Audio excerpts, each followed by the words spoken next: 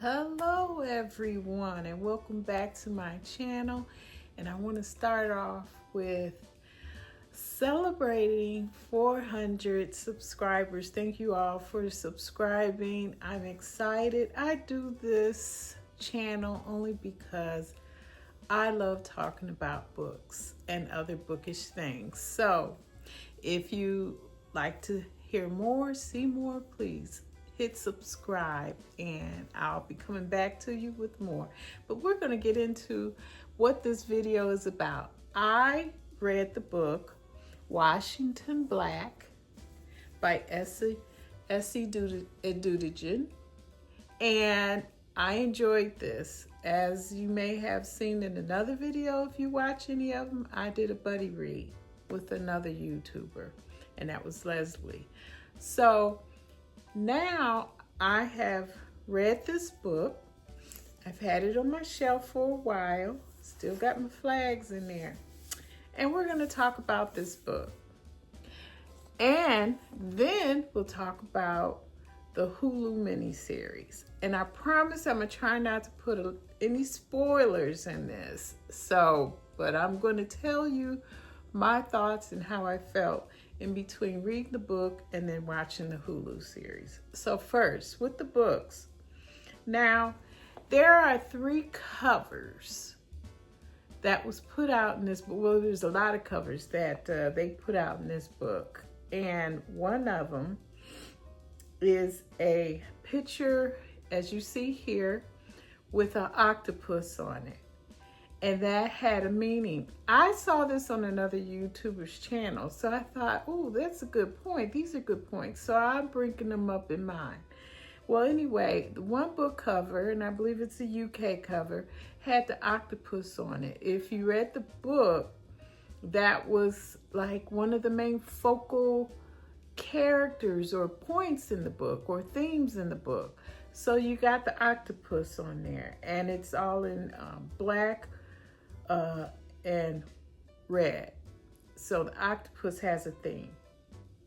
Now, switching over to another cover, which is I believe a US cover, and it's mostly in the paperback.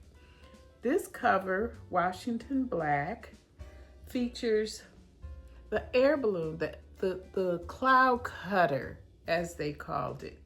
So the cloud cutter was an invention by Tich, one of the main characters, and Wash took an interest in that scientific aspect of this cloud cutter.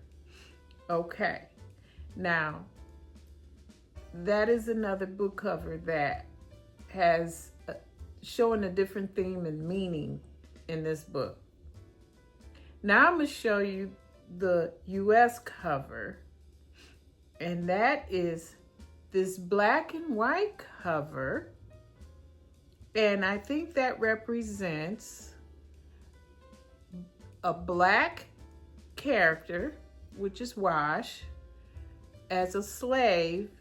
And then if you look at the very top of the book, it's snow, and it looks like a dog sled. And remember, he went to the Arctic with Tich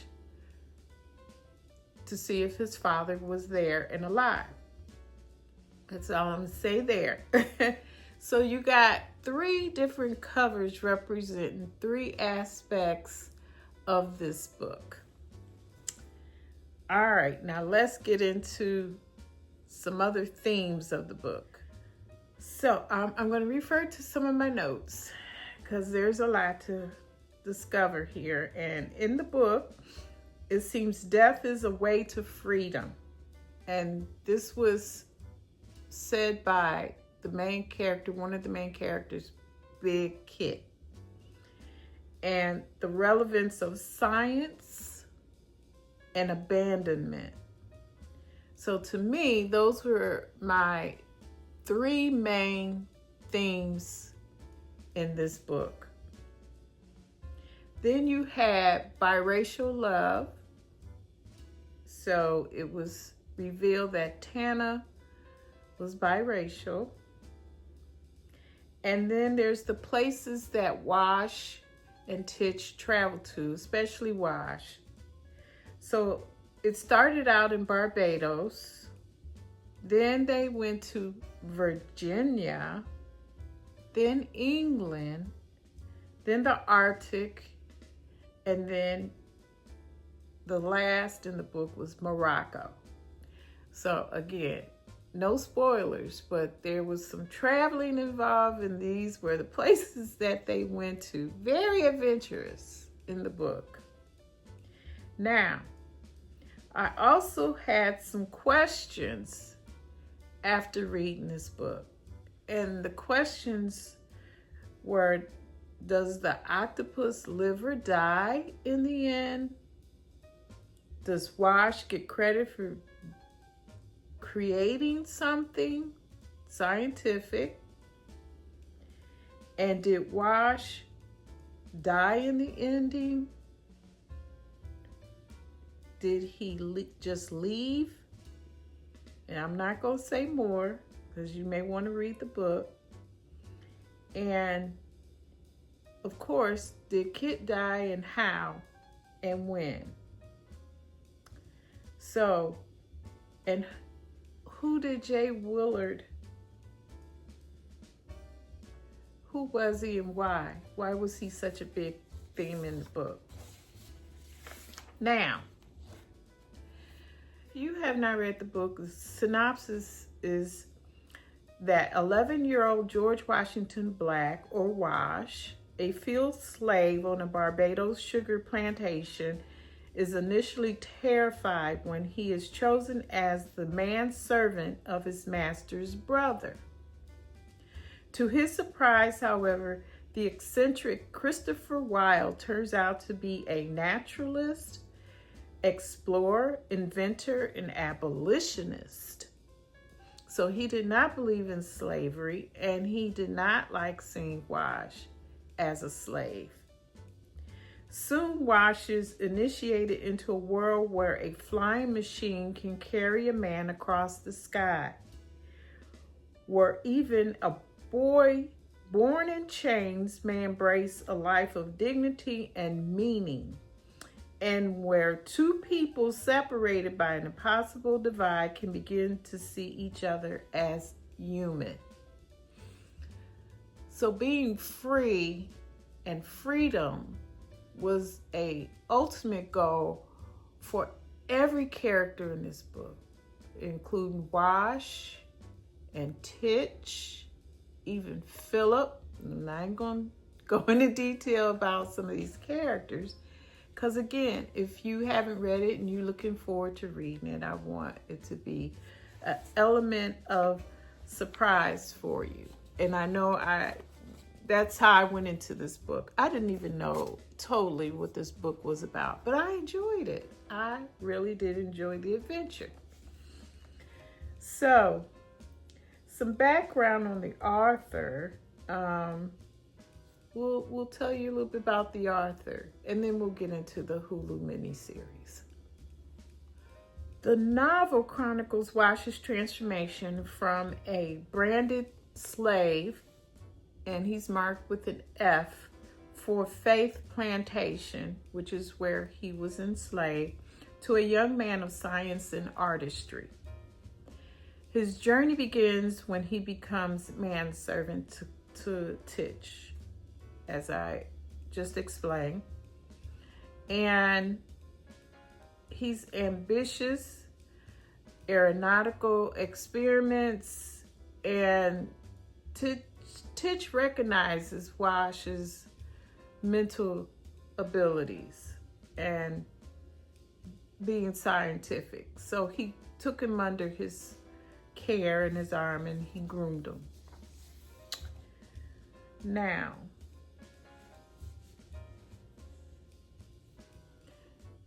the author writes in beautiful prose and lyricals, and she's rich with period detail, atmospheric descriptions, and her portrayal of the 19th century settings. from the brutal Caribbean plantation to the scientific circles of London. It feels authentic and immersive. She really does a wonderful job writing this book and getting you to envision and see that time period. So she does a good job. Now the author, I also listened to this book, and it was narrated by Dion Graham, and he did a wonderful job. So I did some immersive reading, and he has an excellent voice, good inflection, dramatic interpretations, and he brings the characters and their emotional journeys to vivid life. So background on the author, Esi Edugyan. She was born in Canada, and her genre of writing is literature and fiction. And she has a master's in writing from Johns Hopkins Writing Seminars. Her work has appeared in several anthologies. Her debut novel, The Second Life of Samuel Tyne, was published internationally. It was nominated for the Hurston Wright Legacy Award, and it was a More Book Lust selection and was chosen by the New York Public Library as one of the 2004 book to remember. So she's been writing for a while, and she has held fellowships in the US, Scotland, Iceland, Germany, Hungary, Finland, Spain, and Belgium. She has taught creative writing at both Johns Hopkins University and the University of Victoria. And she has sat on many international panels. She currently lives in Victoria, British Columbia. Did you wonder if this book was based on true facts? Well, I dug a little deeper, and it says the story of Washington Black is not a true story, but a work of fiction by the author inspired by the real-life case of the Tichborne Claimant in Victorian England and the experiences of Andrew Bogle, a former slave from Jamaica who served the Tichborne family. That's where she got the name Tich. So the novel follows, of course, George Washington Black, a young enslaved boy who escapes his plantation and embarks on a global adventure, becoming an inventor and scientist, exploring the themes of freedom, identity, and the erasure of Black contributions. So this case was a real-life case in the 19th century British trial involving a man named Andrew Bogle, a former slave who served the Tichborne family, traveling to Australia to identify a claimant to the lost Roger Tichborne fortune. Andrew Bogle, the novel's narrative is framed by the perspective of a former slave, reflecting the complex journey of a person transitioning from brutal servitude to a different society. So this really did happen, and it's a post-slavery narrative. The story features the protagonist, artists, and scientific contributions and critics, the tendency of white individuals and institutions to claim credit for or erase the achievements of Black inventors and scientists. So yeah, this was really a true case. And this case took place in 1826, St. Andrew, Jamaica. He's listed as a Black 25-year-old Creole born in the Caribbean. At the time of this register, he was under the ownership of Richard Granville, Duke of Buckingham, and Chandos at the Hope Estate. So the Hope Estate is a factual place. And then, if you notice, she uses Faith as the name of the plantation. So Hope, Faith, kind of, she just changed the name there a little bit. It says northeast of Kingston, which held more than 350 slaves at the time. The estate was originally a cattle farm, but became a sugar plantation in 1752. And by the early 19th century, when Andrew was there, it was producing rum and coffee as well. Andrew had resided on the estate from at least the age of 11, though he was most likely born there, as this is when he first met Edward Tichborne, son of Sir Henry Tichborne, 7th. I don't know what that means. And the man who would later take him to England.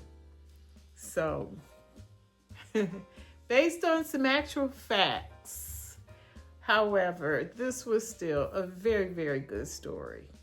Pick the book up, read it, whatever edition you choose, and I think you would enjoy it. But you may have some questions. Now, let's get to the mini-series. Welcome to Halifax.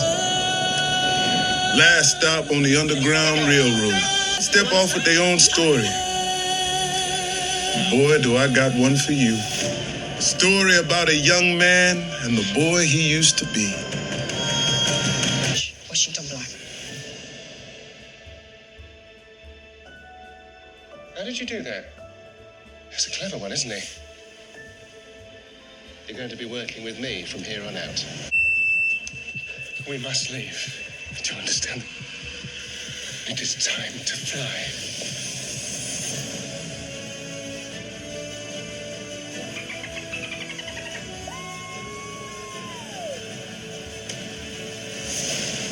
Big fella come in on the ferry looking for a black man. George Washington Black. We're both dreamers. I've been passing as a white woman. Your marriage to McGee is vital to our survival. A young woman would burn down the world to find you. Death can't frighten us. He ain't gonna leave till the job is done. You are the job.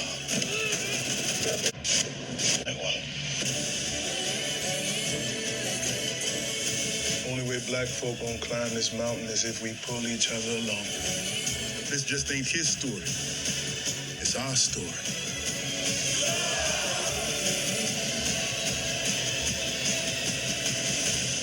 I'm glad.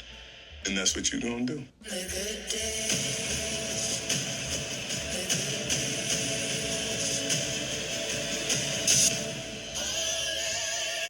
So I took my time and I watched the mini Hulu series of Washington Black. It had good cast of characters, and I did it streaming, so I took my time, but my husband watched it with me and he even enjoyed it. He compared it to, I know one was Call of the Wild, and he compared it to something else. I can't think right now of what it was. Anyway, I did not tell him anything about the book. He doesn't like it when I do that. So, but there was some new characters introduced, or I could say some of the characters were more developed in the miniseries, such as a new character was Willie McGee, who was also a love interest for Washington Black's love interest. Then there was Angie, who was I believe, a love interest, or you quite didn't understand what the relationship was till the end with Medwin. Medwin was a main character in the miniseries, whereas in the book, he was a minor character. He was had a small role, but they gave him a big role, and that was played by Sterling K. Brown. Did a wonderful job. I love that aspect, because even in the book, you wondered more about Medwin, even though the author gave you a glimpse of who he was, where he came from, why he was there. But the miniseries dug more into his character. And then I love that Washington Wash had more of a voice in the miniseries, whereas in the book he was more reserved, quiet, laid back, and he followed Tich, and he kind of kept his thoughts to himself when he should have spoke up. But in this miniseries, Wash had a voice, and he used it. I love that.